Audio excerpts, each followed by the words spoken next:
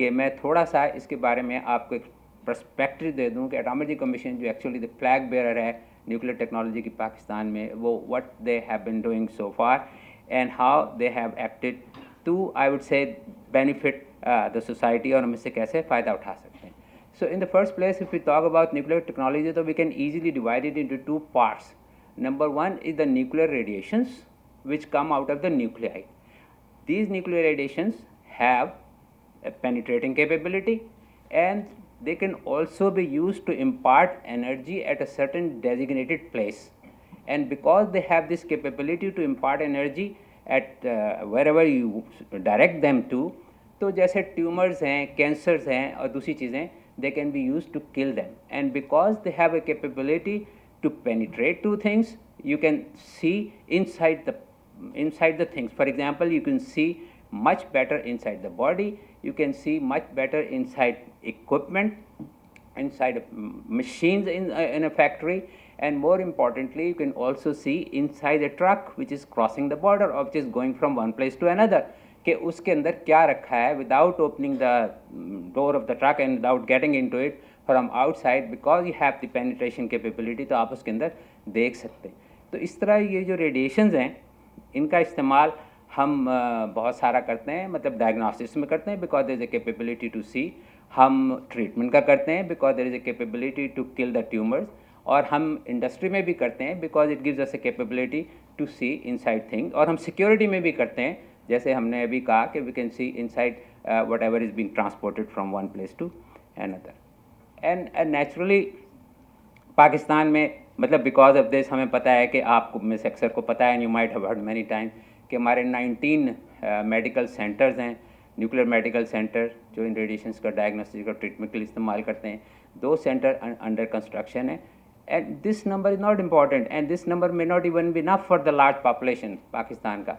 But then what Atomic Energy Commission has done is that over a period of these 50-60 years, उन्होंने इस technology को लेके इस्तेमाल किया, और उसके बाद अब बहुत सारे प्राइवेट हॉस्पिटल्स हैं which use the same technology, and as a matter of fact the total number of hospitals in Pakistan which make use of this technology for treatment and diagnostics is around 50. और उसके अलावा हम जाहिर है कि इसको फिर एग्रीकल्चर में भी इस्तेमाल कर सकते हैं, because we can sometimes change the nature of the crops, we can make them grow faster, we can make them more tolerant to drought, we can make them more tolerant to insect. और ये एक another एक और फ़ायदा है इसका, और उसके लिए भी एटॉमिक एनर्जी कमीशन के 4 सेंटर हैं, और उसके अलावा पाकिस्तान में बहुत सारे दूसरे एग्रीकल्चर के सेंटर हैं जो इस तरह का काम कर रहे हैं.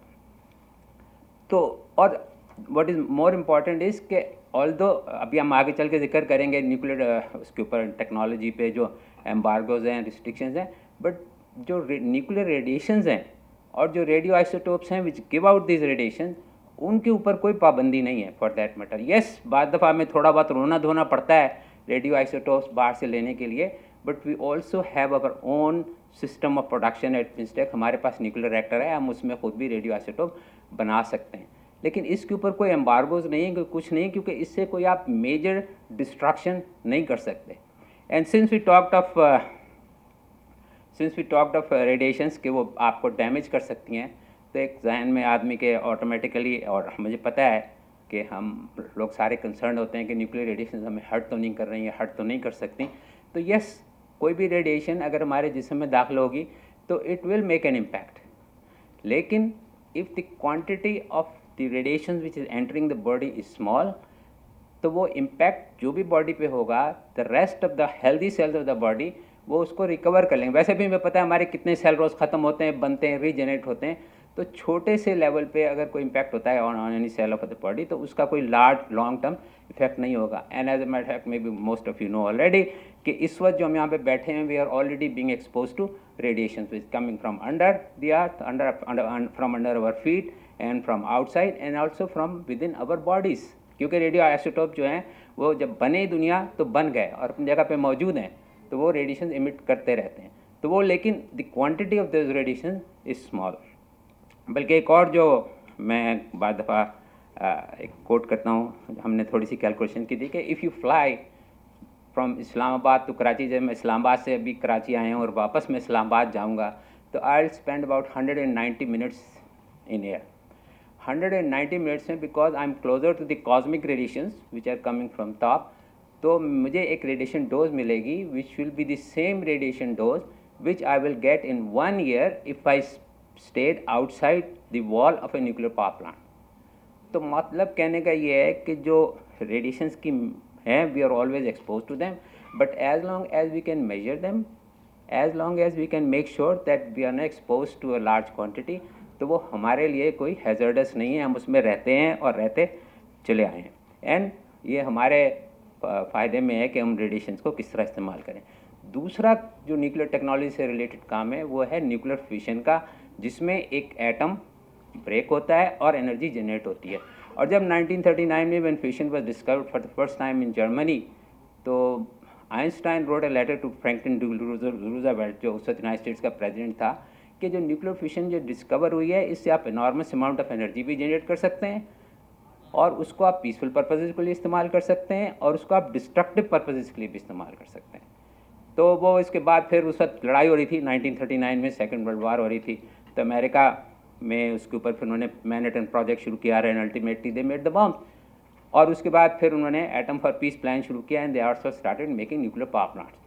तो न्यूक्लियर फिशन जो है, because we can also use it for military purposes and we can use it for the civil purposes as well, तो इसके ऊपर पाकिस्तान पे पाबंदियाँ हैं ताकि ये दोनों चीज़ें आपस में मिक्स ना हो जाएँ, मिल ना जाएँ।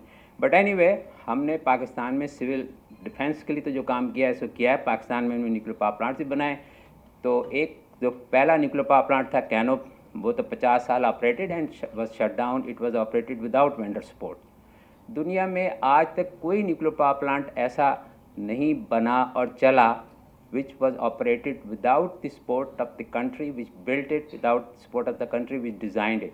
And not only that कि that particular country did not provide us any support, बल्कि हमें कहीं से भी दुनिया में सपोर्ट नहीं मिल रही थी, कोई टेक्नोलॉजी नहीं मिल रही थी, कोई इक्विपमेंट नहीं मिल रहा था और कोई पार्ट नहीं मिल रहा था।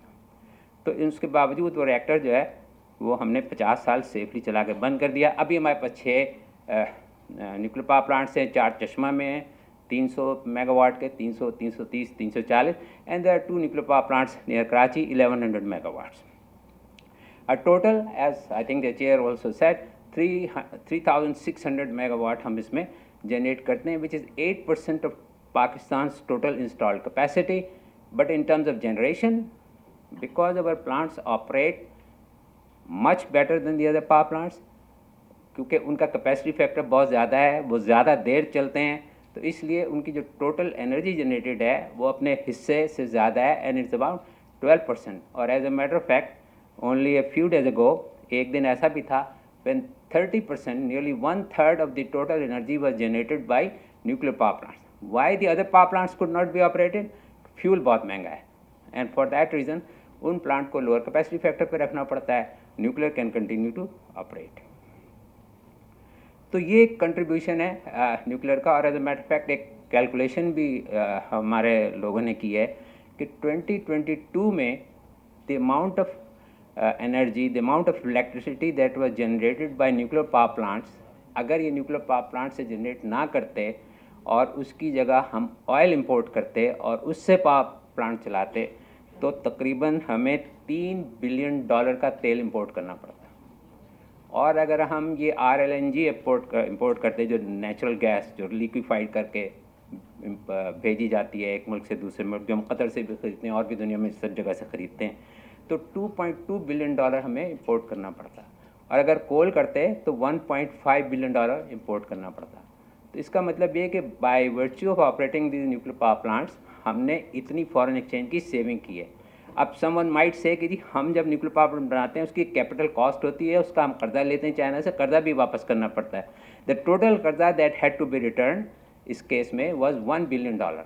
इसका मतलब है कि इन ईच केस हम $1 बिलियन से $1.5 बिलियन की saving in nuclear power plants की फॉरेन एक्सचेंज में हो रही है। And I must also say कि all these loans which were taken from China to build these nuclear power plants are returned by Atomic Energy Commission itself from the revenues of these power plants.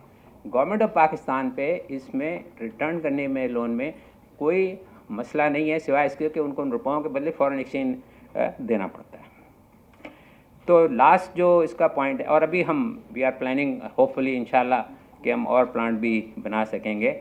और ये जो nuclear और energy है, this is the corner stone of कहना चाहिए कि security of the country. मैंने एक दफ़ा एक रिपोर्ट देखी थी, रिटन लॉन्ग टाइम अगो, वो अमेरिका में एक थिंक टैंक था सैफ के नाम से, तो उसका जो था कि फ्यूचर स्ट्रेटजिक, वो कुछ फ्यूचर एनर्जी की रिक्वायरमेंट को कैसे वो देखें, तो उन्होंने उस वक्त जिक्र किया था जब अमेरिका में भी शेल गैस नहीं निकली थी, and at that time they really were dependent on the oil that came from the middle east. If the oil of the middle east did not come, तो उनकी इकोनॉमी को खतरा था। तो द थिंक टैंक रोड कि भाई ये जो बात है, because we have to spend so much, we have to pay so much attention to have a military presence in that region. We have to pay so much attention to make sure that this oil supply continues from that region. और इससे हमारी जो foreign policy है वो भी मुतासर हो रही है, and therefore we should see कि हम क्या कर सकते हैं और क्या हमें करना चाहिए। For that matter energy security directly relates to the economic security of the country. जैसे आप देख सकते हैं यूरोप में क्या हुआ when the Russians stop the gas supply, और अभी पाकिस्तान में क्या हो रहा है, बिकॉज हमारे पास इलेक्ट्रिसिटी नहीं, बिकॉज हमारे पास रिसोर्सेज नहीं है। And it also relates to the environmental security, because अगर आप कोल के पावर प्लांट लगाएं दुनिया में तो they are very cheap, quite cheap, और आप लगा सकते हैं और उससे you can produce as much energy as you want, as much electricity as you want, लेकिन वो कार्बन डाइऑक्साइड इमिट करते हैं जो क्लाइमेट चेंज को मुतासर कर रही है। वो दूसरे पोल्यूशन इमिट करते हैं जो लाइफ को मुतासर करते हैं, उसमें बहुत सारे कार्बन मोनोऑक्साइड एंड चीज़ें। मोर देन 200 वो एस्टिमेट्स हैं कि more than 250,000 person die in the United States because of the pollution caused by this fuel, burning thermal fuel, और उसमें पावर प्लांट्स का कंट्रीब्यूशन जो है वो सबसे ज़्यादा है। तो मतलब what the point that I am trying to make कि the way you generate your electricity also contribute the economic security, and of course in the end जो आपकी नेशनल सिक्योरिटी है दैट ऑल्सो डिपेंड्स अपॉन कि भाई आपकी economy कैसी है। अगर इकोनॉमी कैसी नहीं होगी तो national security would also be impaired. So therefore energy is very important, and I think nuclear power plant इस वक्त पाकिस्तान में बेस्ट ऑपरेटिंग प्लांट है कैपेसिटी वाइज, और चीप भी हैं फॉर दैट मैटर। हमारे जो इस वक्त एवरेज एनर्जी प्रोडक्शन की कॉस्ट थी पिछले साल, that was less than 10 rupees, और अभी आप देखेंगे 5 रुपये और 10 रुपये तो बिजली के रेट में वैसे बढ़ा देते हैं, because the fuel cost is increasing, the imported fuel cost, और उसमें फ्यूल सरचार्ज कितना लग जाता है, और रफली जो चार्ज कर रहे हैं वो तो 30 से भी ज़्यादा हैं आजकल। There are of course some transmission and distribution losses, लेकिन nuclear power plant is doing very well in this context, और ये उसको लगातार कंट्रीब्यूट भी कर रहा है। The only problem with nuclear power plant is कि उनकी जो कैपिटल कॉस्ट है। अच्छा, दूसरी बात है कि जैसे मैंने पहले कहा कि उनके जो न्यूक्लियर ऑपरेशन में, ड्यूरिंग न्यूक्लियर ऑपरेशन कोई उसमें ऐसी रेडिएशन रिलीज नहीं है विच कैन हर्ट, और जो इसमें इशू ये है कि the capital cost is very high, लेकिन उसका फ्यूल कॉस्ट बहुत कम है। The fuel cost of a nuclear power plant is less around 1 rupee per unit.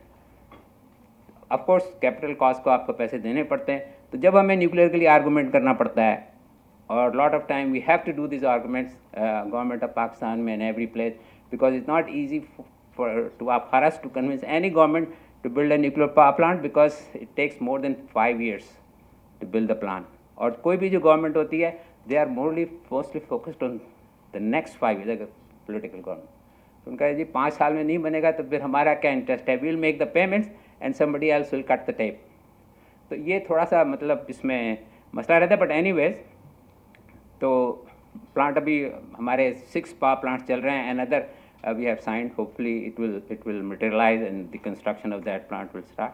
तो इसकी I will finish saying with that के जो कैपिटल कॉस्ट ज़्यादा है, लेकिन चूँकि ऑपरेशन कॉस्ट टोटल कॉस्ट कम है, तो जब हमारी कोई डिबेट होती है तो हम उससे कहते हैं कि ये ऐसा ही है कि जैसे आप किराए पे रहें सारी उम्र या घर बना लें। एक दफ़ा तो पैसे खर्च होंगे, लेकिन उसके बाद आप सुकून से रह सकते हैं। अगर आप न्यूक्लियर प्लांट बना लेंगे मुल्क में तो आप आराम से एनर्जी के क्राइसिस को देखते रहेंगे। Thank you very much.